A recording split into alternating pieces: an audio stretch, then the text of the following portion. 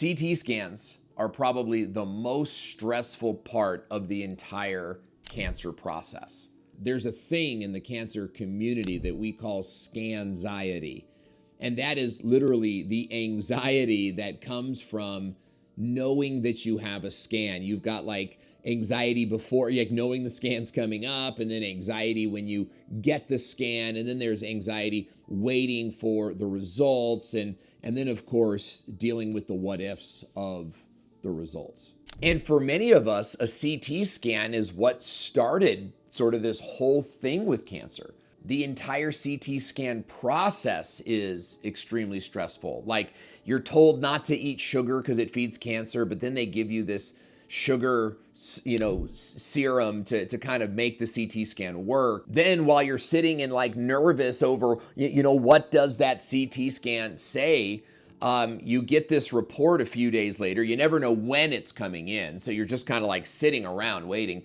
And then it comes in and it's filled with a bunch of foreign language that you don't really understand. And so you've got to now wait for the doctor. And for me, I felt very disempowered. I felt like I was at their mercy with the CT scans. So what I started doing was using Chat GPT, and there's another AI tool that I use to read my CT scans, and it helped me to understand my disease. And what I want to share with you is that you can read it just as well as your doctor can, which puts you in a place of power. And I know it's scary. I know some of you want your wife to handle the doctor's appointments and have her report back to you. That's what we did in the very beginning. I had my wife kind of show up to the calls. I was depressed in the background. I couldn't even handle it. But I learned something from a book called Radical Remission, which is the first book I think every cancer patient should get. That cancer survivors are those people that take control of their health. So I started showing up to my doctor's appointments. I started getting my CT scans. I would read through them. And then I used Chat GPT and AI to better understand them. And here's what happened.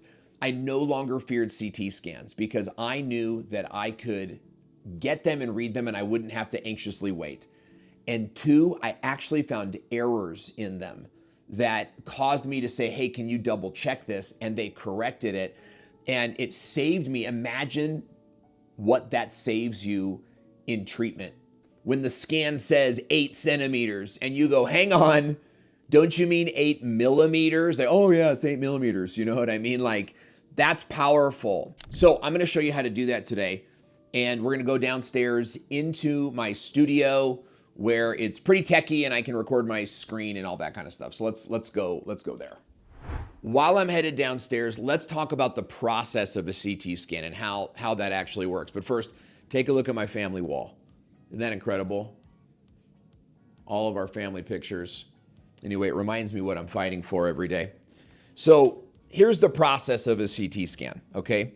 You go and you get that CT scan, and then a CT scan reader is going to read the scan for you. They're going to look at the images. They're going to compare it to your past CT scans if you had done CT scans there at that same MRI place or whatever.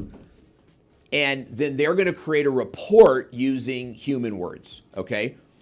That report is then given to a superior doctor, right? A doctor who manages that doctor, and that doctor like signs off on it and concurs. Once that happens, the write-up, not the images, go to your oncologist. So what does that mean? It means that your doctor doesn't necessarily, this is going to vary from doctor to doctor, but your doctor doesn't necessarily know how to read a CT scan. They know how to read the write-up of the CT scan. And this is important because when you start to press your doctor, it's like, and I think that you should, it's like, show me the lymph node, show me the bump, right? They may or may not be able to do that. And that's where you need to know like who can show you those things, because they can take screenshots of that. Okay, let me go onto this computer here. The first thing that we're going to do is we're going to go get some scans. What I'm doing is I'm going to come into some past scans that I got over here, and I will log in here. All right, so this is the scan that we're going to review today. But I also want to go to chatgpt.com, okay? And in chatgpt.com, if you've never used this before, this is free and everyone can use it. And you ask it questions down here. And the better questions you ask it, the more you'll understand your CT scans. Now, the next thing I want you to have is a notepad, okay? Because you're gonna look at the scan, type stuff into ChatGPT, and then you're gonna write notes down. I use an iPad, and I've used this iPad for years. I've been tracking my cancer journey, the size of my tumors, the scans since the beginning, since the very first scan. I actually had my very first scan in here, and I've even gone as far as drawing diagrams and visualizing how big they are, visualizing how much I've shrunk them. And this has helped me to really take control out of my disease. So, okay, let's go back to the screen now, and let's just kind of like walk through. Okay, let's look at these scans first of all. In the upper part of the scan, from like up here, you're gonna see just kind of like what scan was done. Why did you come in? What are we looking for? What is the technique? Did we use an intravenous contrast? All that kind of stuff is here. Then you're gonna have your findings, okay? And this is where all the details are. And then at the bottom, you're gonna have like a summary or an impression. So what I tend to do is I go down to the impression and just get all the news. Like, this is what, like, hit me with it, doc. This is where all the bad news is, okay? Up here are all the details that you want to understand. So we could see here that's like extensive pleural metastatic disease in the right hemithorax. Like, okay, what does that mean? Let's take that and copy it, and let's go over to Chat GPT, and we go, what does this mean?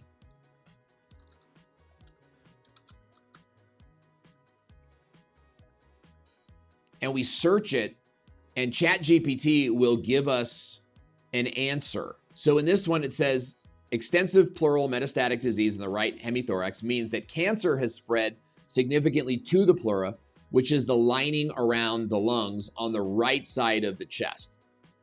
Metastatic indicates that the cancer originated elsewhere and has now spread. This is typically a serious condition that may involve a large portion of the pleura on the right-hand side. Okay, so bad news, right? Like, by the way, guys, we are reading old scans here. We are reading my old scans. I am still cancer-free. I am still charging like a bull. I am showing you guys some of the bad news that you're going to see on a scan. So let's just go back to it. So that's generally how we're using this. We're looking for terms and things that we don't fully understand, and we are going to define them, right? So, for example, this says the neoplastic mass, right? So I'm going to come back in here and I'm going to say, what's a neoplastic mass? So a neoplastic mass is a growth or tumor that results from abnormal or uncontrolled cell division. That's cancer. The term neoplastic refers to anything related to the neoplasia, which is the process of abnormal cell growth. So that's good. This mass can be benign, non-cancerous, or malignant, cancerous. You guys see that? You guys see that? Okay. That wasn't written in the scan. And I think that is so important, right? The presence of something, a neoplasm, is not the presence of cancer. Do you need a biopsy? A lot of times you do need a biopsy. Should you get a biopsy? I would say maybe not. Like, I don't think you need to biopsy everything. But this should feel empowering, knowing that just because they found something doesn't always mean that it's cancerous. Now, look at this. Apparent occlusion of the left subclavian vein. So what does that mean, guys? Like, I don't know what that means. So I'm going to come back in here and I'm going to go, what is the left subclavian vein? I don't even need to paste it. So, and here it tells us that the left subclavian vein is a large vein located beneath the collarbone on the left-hand side of the body, etc., etc., etc. It gives me more information on what this is. Okay. All right. So the left subclavian vein is my left vein that goes underneath the collarbone. Okay. Apparent occlusion. What is occlusion? What is occlusion of a vein? An occlusion of a vein is blockage that prevents blood from flowing through the vein. This can be from a blood clot, a buildup. Now that's interesting because I have a blood clotting issue. In fact, we already knew about this before we went even into the scan because I did radiation. And radiation hit me right here and it fried my subclavian vein system, which includes the superior vena cava, which is a major vein. The condition itself is called SVC syndrome. I talk more about this on my Instagram and like the side effects. I have a blood clotting issue because of the radiation I received from a cancer that eventually came back. So I do not recommend radiation. Radiation was the worst decision I had ever made in my cancer journey. Let's go back to the findings now. And really, this is where I want you to take notes.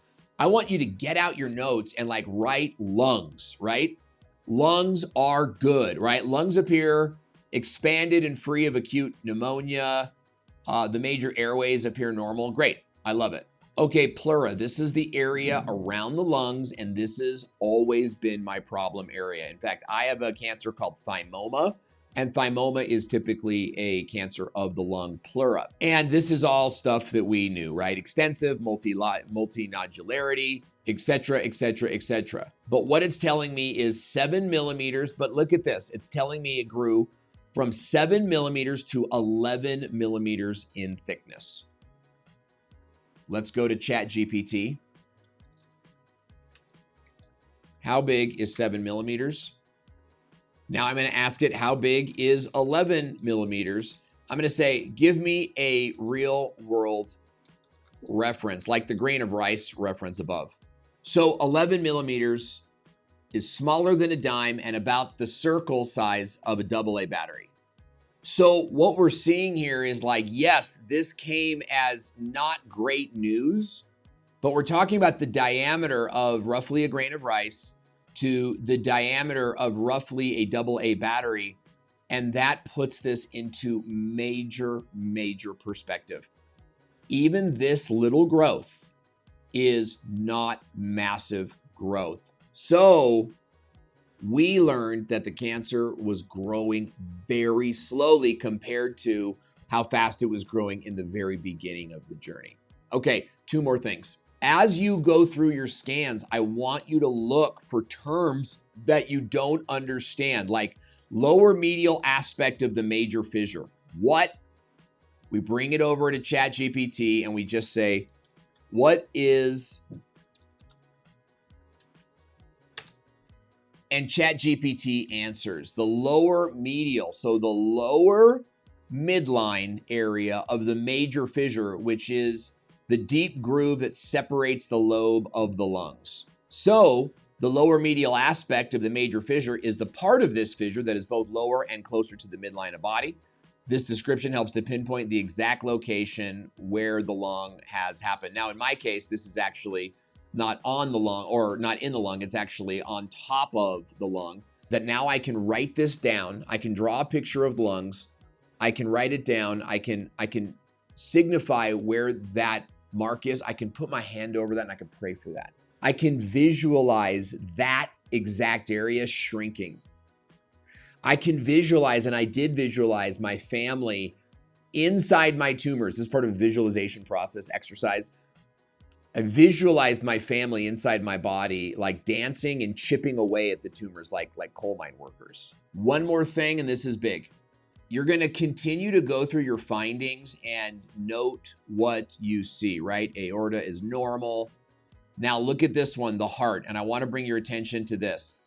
For example, now measuring over 2.5 millimeters in maximal thickness, while on the previous study measured 18 millimeters in maximal thickness. Okay, let's look at this area of the heart where it says the mass along the right posterior aspect of the heart, prominently indenting and partially invading the right atrium due to a lesser extent the left atrium, is definitely larger.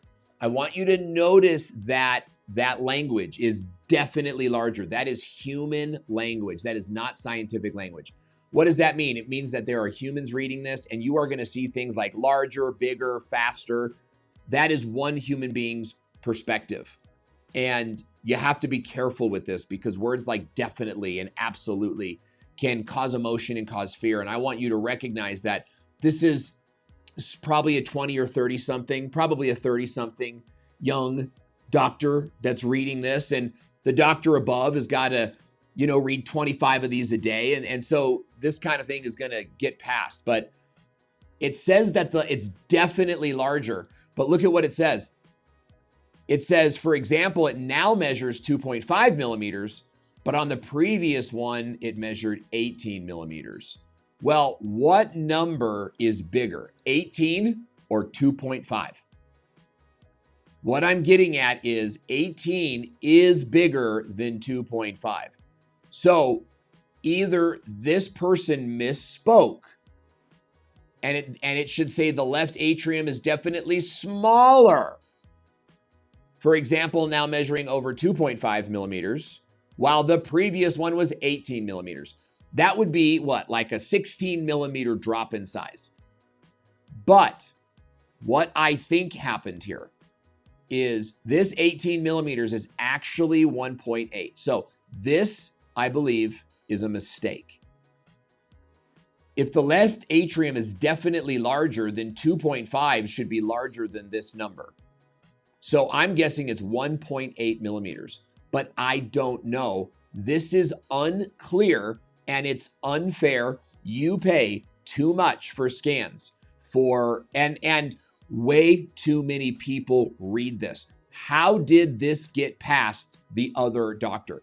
It's one thing for the CT scan person to make a small error, but then for that error to actually get approved by the other doctor, you got to remember, this is why we read the scans, so that you know that mistakes can be made. I always find mistakes like this. Larger versus smaller. They forgot a decimal point. They said centimeter instead of millimeter.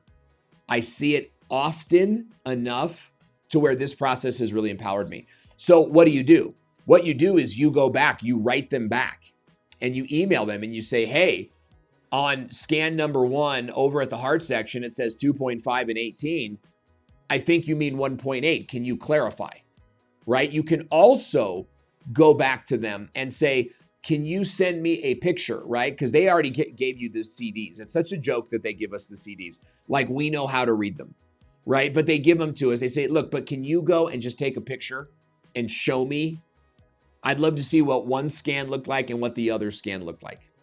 Okay, so you can read a CT scan and you can learn to read it just as good as your doctor. I really think you need a health journal, whether it's an iPad or a physical paper notebook, something that you can flip back and see progress. And every time you're going through your scan, and you should be waiting for your scan results to come in, you should read them before your doctor does. I get my scans on like Fridays. The results will be in by Sunday night. I'm not going to wait until Monday morning and then Tuesday, maybe they'll call me. No. I want to read those scans on Sunday night. I want to sit down. I want to put them into Chat GPT. I want to understand what's going on. And I want to give my mind time to think of questions and to process the bad news and to process the good news and to celebrate the good news. I want to give myself time to notice what wasn't mentioned on that scan so that I can go into my doctor's appointment ready with ideas, ready with insights, and I am not dependent on whatever that doctor says to me because I can't read this thing. You can read it and you could understand him extremely well. So I hope that you enjoyed this video. And if you got a scan coming up, look, I really think that you need to consider doing 1, maybe 2 scans a year at the most, but 3 scans every 3 months, like that is going to lead to MRI poisoning, to radiation poisoning, and could cause future cancers. What the doctor told me, I said, look, I only want to do 1 or 2 scans a year. And she said, you're not going to live long enough to get a secondary cancer. You're not going to live long enough to get a secondary cancer. That's what she told me to keep me getting scans. So that was a breaking point for me. That's when I decided to go elsewhere. And we started paying for scans with our own money so that we could go to radiation-free scanning. Those scans usually cost us $500 to $800, and we get reimbursed through our medical reimbursement program. So that's what I want to talk about in the next video, is how we pay for cancer using a medical reimbursement program. It works like insurance, but it's definitely not insurance. So many of us, especially if you're recurrence, as soon as I got cancer recurrence, my insurance dropped me. So I'm going to share with you how we pay for stuff in the next video. I hope you'll watch it, and I'll see you there.